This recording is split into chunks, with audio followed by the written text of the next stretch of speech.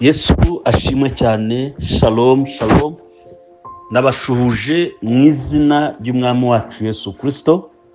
Muri kumwe na Bishop Karema John. Uyu munsi icyumweru cyiza, twifurije kugubwa neza iki cyumweru cyose, twifurije guhura n'ukuboko kw'Imana icyumweru cyose. Tuzatangira ejo kuwa mbere, ukuboko kw'Imana akomeze kubana namwe mu izina rya Yesu. Umutima w'uyu munsi ni ukuva, igitabo cyo Kuva ibice 14 guhera ku murongo wa 13 n'uwa 14.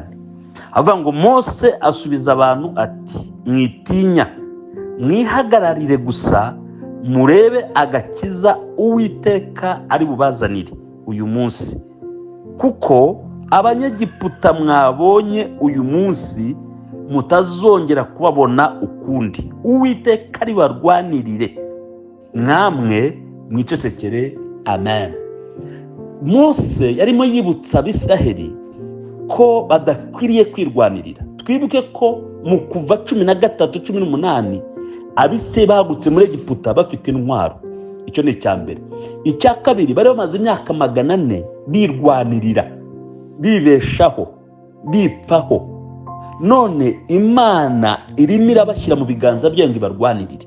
Aha rero Mose yagombaga kubibutsa, ababwira ngo muramenye mutirwanirira, ahubwo muhanga amaso agakiza Uwiteka ari bubazanire, mwicecekere.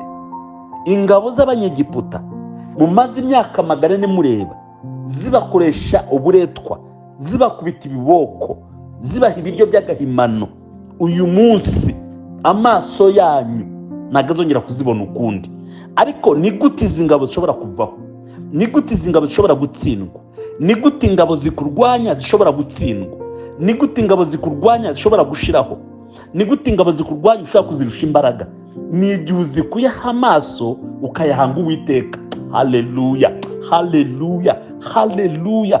Igihe ukuye amaso kubikuremereye, nukura amaso kuri uwo murozi, nukura amaso kuri iyo ndwara, nukura amaso kuri ubwo butayu, nukura amaso kuri ubwo bushomeri, nukura amaso kuri ubwo bukene, ukayahanga Uwiteka, ugategereza agakiza kuzanira, ugategereza gucungurwa kuzanira, ntabwo uzongera kubireba ukundi.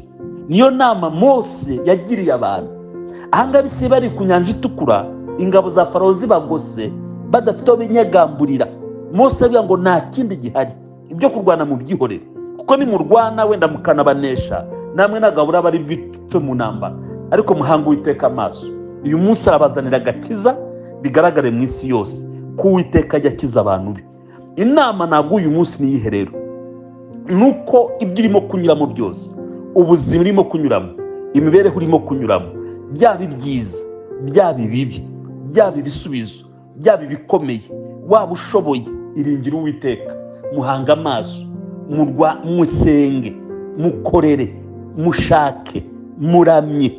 Uwiteka nawe arakurwanirira, kandi izo ngabo ntabwo uzongera kuzibona. Nubwo wareba ko nta nzira ihari, Uwiteka araguha inzira.